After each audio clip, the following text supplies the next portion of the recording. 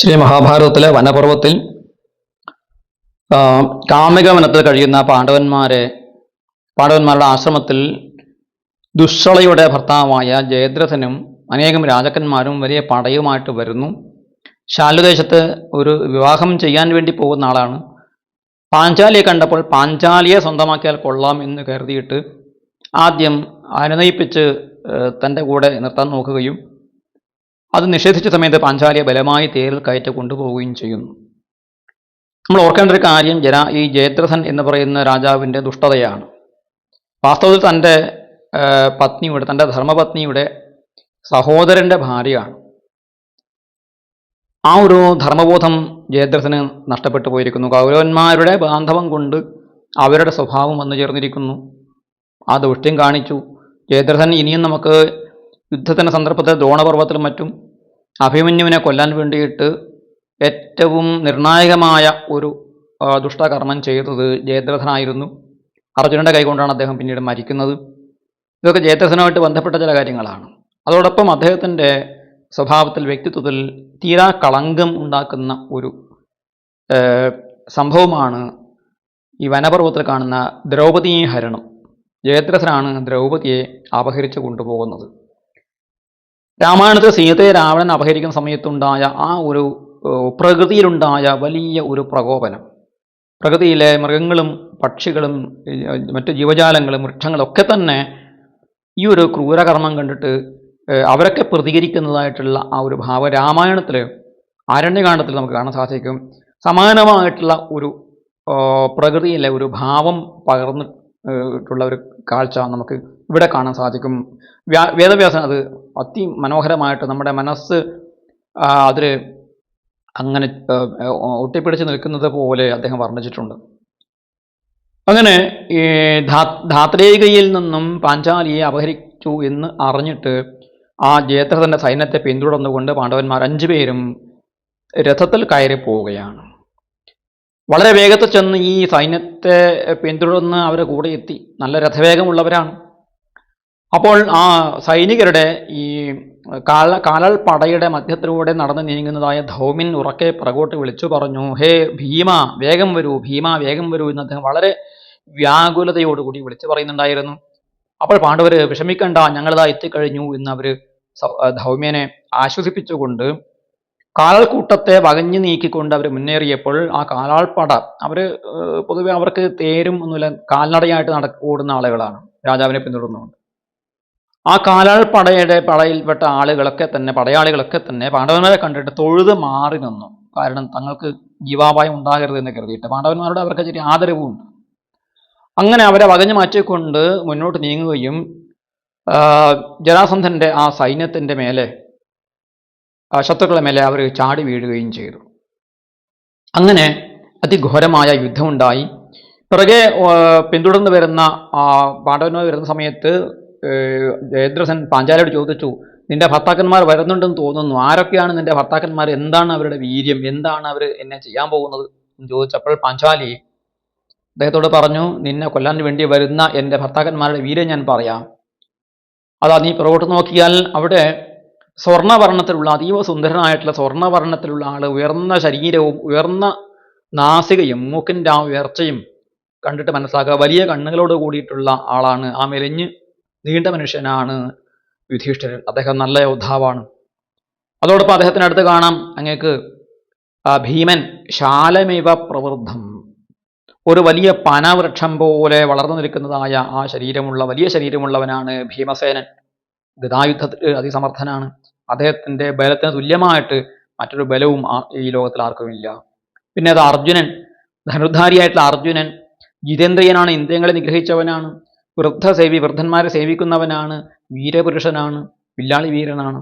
ആ അർജുനനെ കാണൂ. പിന്നെ അതാ നകുലൻ, സുന്ദരനായിട്ടുള്ള നകുലൻ, ഭയാർത്താനം ഭയഹർത്ത, ഭയപ്പെട്ടിരിക്കുന്ന ആളുകളുടെ ഭയത്തെ ഇല്ലാതാക്കുന്നവനായ ധീരനാണ് ആ നകുലൻ. അതുപോലെ സഹദേവൻ ഖഡ്ഗയോധിയാണ്, വാൾപ്പയറ്റിൽ അതിനിപുണനാണ്, ധീമാനാണ്, ബുദ്ധിമാനാണ്. അത് 5 പേരും വരുന്നു എന്ന് പറഞ്ഞു. ജയദ്രഥൻ ഉടനെ മറ്റു രാജാക്കന്മാർക്ക് ആജ്ഞ കൊടുക്കുകയാണ്, എല്ലാവരും നിൽക്കൂ, ആരും പിന്തിരിഞ്ഞു പോകാതെ പാണ്ഡവന്മാരോട് ധീരമായിട്ട് പോരാടൂ എന്ന് ആജ്ഞ കൊടുത്തു. അങ്ങനെ അവിടെ വലിയ യുദ്ധം പൊട്ടിപ്പുറപ്പെട്ടു.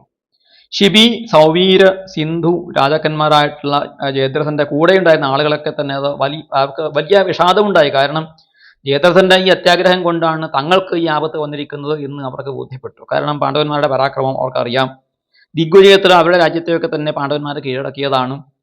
എങ്കിലും ഈ ജയദ്രഥന്റെ ആജ്ഞ കേട്ട് അവർ തിരിഞ്ഞു നിൽക്കുകയും പാണ്ഡവന്മാരെ നേരിടുകയും ചെയ്തു.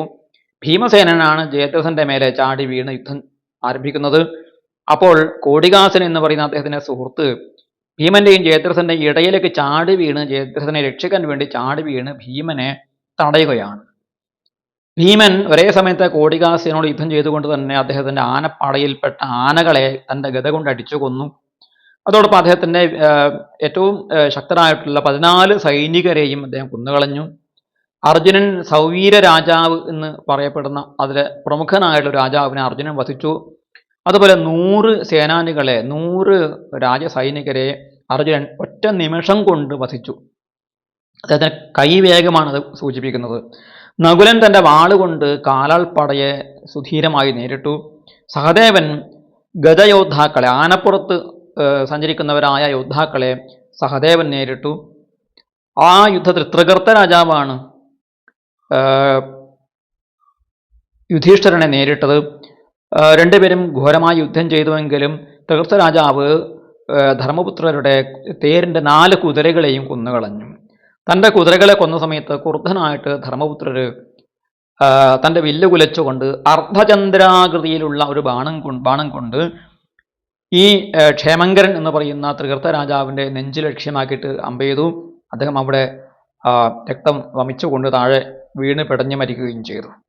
അങ്ങനെ തൃകർത്ത രാജാവിനെ യുധിഷ്ഠിരൻ കൊന്നു. പക്ഷെ തൻ്റെ തേരിൻ്റെ കുതിരകൾ മരിച്ചതുകൊണ്ട് അദ്ദേഹം തേരുപേക്ഷിച്ചുകൊണ്ട് സഹദേവന്റെ രഥത്തിൽ ചാടിക്കയറി.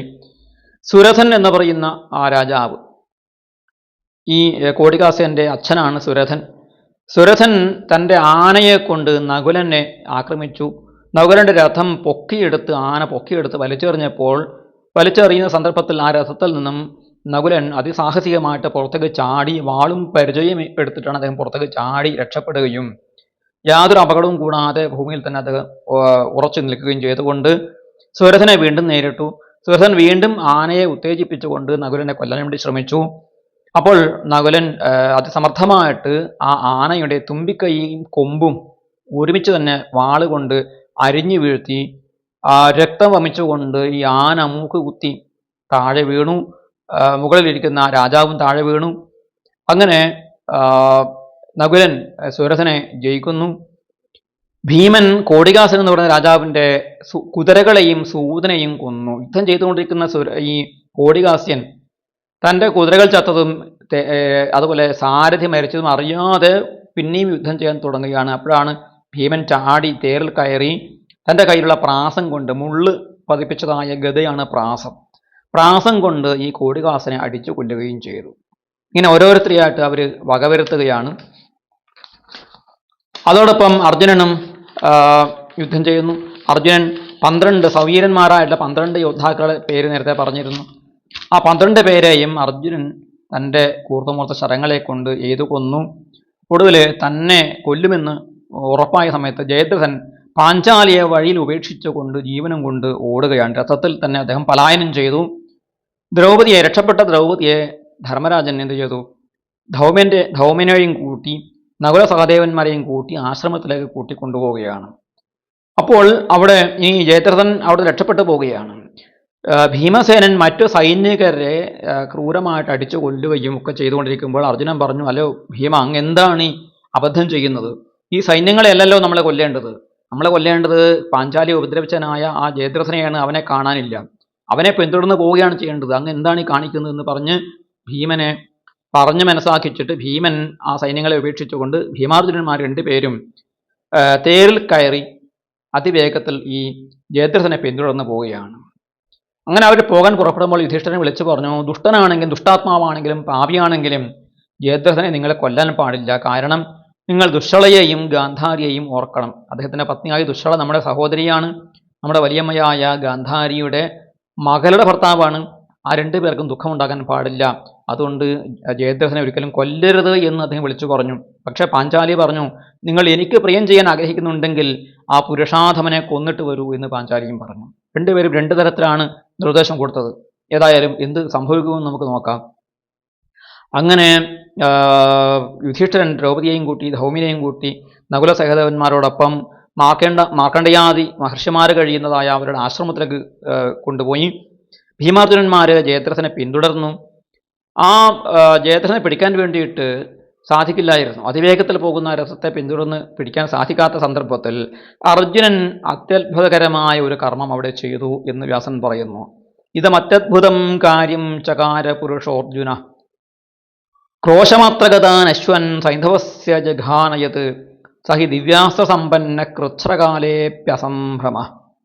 അർജുനനെ കുറിച്ച് അവിടെ പറഞ്ഞിരിക്കുന്നത് അർജുനന്റെ ആ പരാക്രമ യുദ്ധവീര്യം മാത്രമല്ല, അദ്ദേഹത്തിൻ്റെ ഔചിത്യബോധവും അതുപോലെ എത്ര വലിയ അപകടത്തിൽ എത്ര വലിയ ദുഃഖത്തിലും യുദ്ധത്തിൽ അദ്ദേഹം സംഭ്രമം ഉണ്ടാവുകയില്ല. കാരണം ഏത് പ്രശ്നത്തെയും തരണം ചെയ്യാൻ അറിയാമെന്നുള്ളതാണ്. അതാണ് കൃച്ഛകാലേവി അസംഭ്രമ എന്ന് പറഞ്ഞിരിക്കുന്നത്. ഇവിടെ ജയദ്രഥനെ പിടിക്കാൻ ഒരു തരത്തിലും സാധിക്കുകയില്ല എന്ന് കണ്ടപ്പോൾ അദ്ദേഹം തന്റെ ദിവ്യാസ്ത്രം കൊണ്ട് ഈ ജയദ്രഥന്റെ തേരിന്റെ മുന്നിലുള്ള കുതിരകളെ അദ്ദേഹം വധിച്ചു.